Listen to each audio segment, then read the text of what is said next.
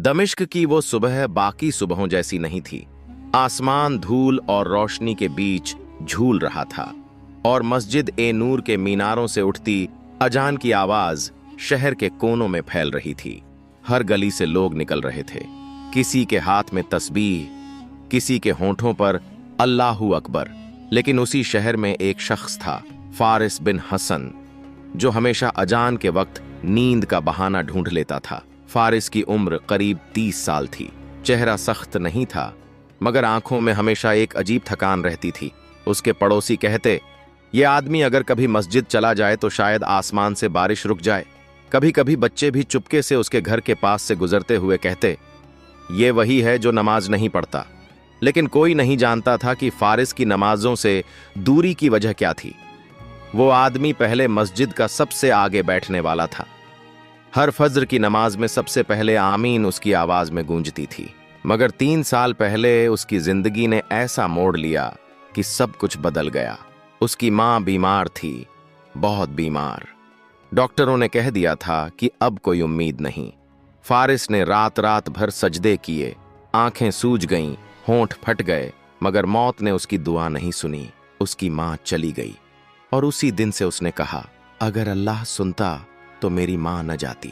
बस वहीं से उसका दिल बंद हो गया, जैसे किसी ने रूह से यकीन निकाल लिया हो।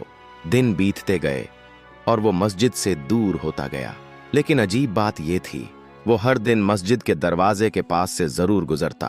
कभी अंदर नहीं जाता, मगर बाहर खड़ा होकर बूढ़े इमाम साहब को देखता रहता। वो इमाम साहब जो हमेशा नमाज के बाद बाहर की सीढ़ियों पर बैठकर ताजे पानी का प्याला पीते थे। फारिस हर शाम वो प्याला उनके पास रख जाता, बिना कुछ बोले, बिना सलाम के, बस रख देता और चला जाता। इमाम साहब बस मुस्कुरा देते और धीरे से कहते, अल्लाह तुझे भी एक दिन अपनी मस्जिद में वापस बुलाएगा। शहर में लोग बातें करते, अजीब आदमी है, नमाज नहीं पढ़ता मगर इमाम को पानी देता है। कुछ हंसते, कुछ ताने मारते, मगर फारिस कभी जवाब नहीं देता। वो बस इतना कहता, ये मेरा काम नहीं है, बस आदत है। एक बार का जिक्र है, गर्मी का मौसम था, जब दमिश्क की हवा तक तप रही थी। इमाम साहब की उम्र 80 के पार थी।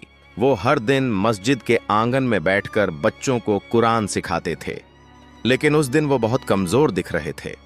फारिस रोज की तरह पानी लेकर पहुंचा तो देखा इमाम साहब खांसते हुए बैठे हैं।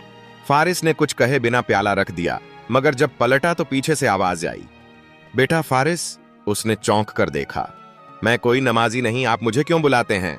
इमाम साहब मुस्कुराए, तू नमाजी नहीं पर तेरी नीयत नमाज से भी पाक है। फारिस के होंठ कांपे, मगर उसने कुछ कहा नहीं। वो बस चला गया, मगर उस रात उसे नींद नहीं आई। हर बार आंखें बंद करता तो इमाम की आवाज कानों में गूंजती, तेरी नीयत नमाज से भी पाक है। अगले दिन मस्जिद में अजीब सन्नाटा था। इमाम साहब बीमार होकर घर में थे और लोग कह रहे थे कि अब वो शायद दोबारा मस्जिद नहीं आ पाएंगे।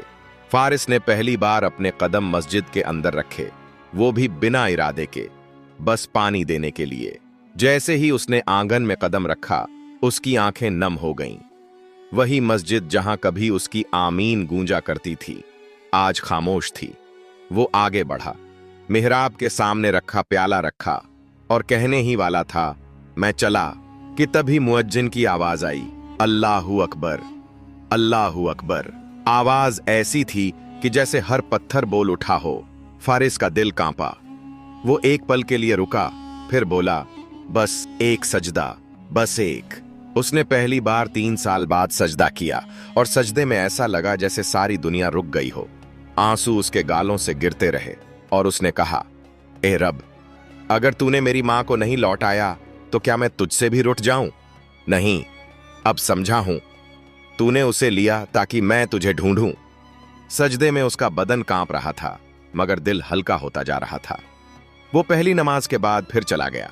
लोगों ने देखा कि उसकी आंखें बदल गई हैं, जैसे अंधेरे में किसी ने दिया जला दिया हो। अगले कुछ दिन उसने फिर नमाज नहीं पढ़ी, मगर हर नमाज के वक्त मस्जिद के पास रहना शुरू कर दिया। कभी वो बच्चों के लिए पानी लाता, कभी बुजुर्गों के लिए तस्बीह खरीद देता। लोग हैरान थे, वो आदमी जो नमाज नहीं पढ़ता अब नमाजियों की सेवा करता है। एक दिन इमाम साहब की हालत बहुत बिगड़ गई। शाम को फारिस उनके घर पहुंचा। इमाम ने उसे देखा और मुस्कुरा दिए।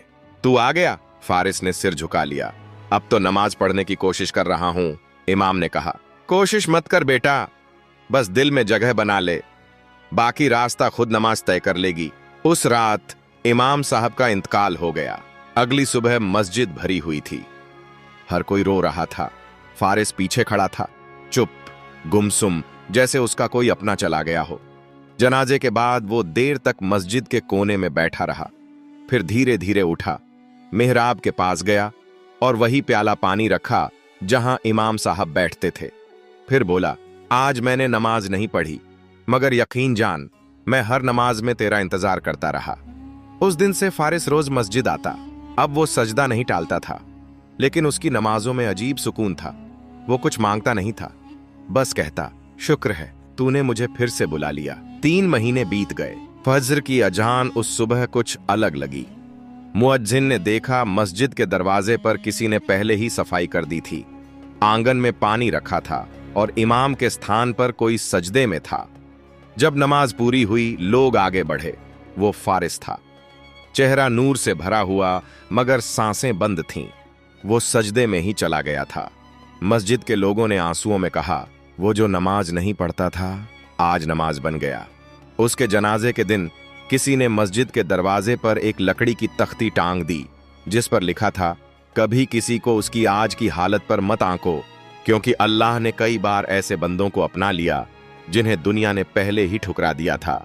रूह कभी गुम नहीं होती अगर नीयत जिंदा हो। अल्लाह बंदे के नाम से नहीं, उसके दिल से पहचानता है। जब तू दूसरों के लिए भलाई करता है तो रब तेरे लिए रास्ता बना देता है, भले तू खुद उसे न देख पाए। और याद रख, कभी किसी को उसके अतीत से मत तोलना, क्योंकि अल्लाह जब चाहता है तो गुनहगार से भी रहमत की खुशबू निकाल देता है।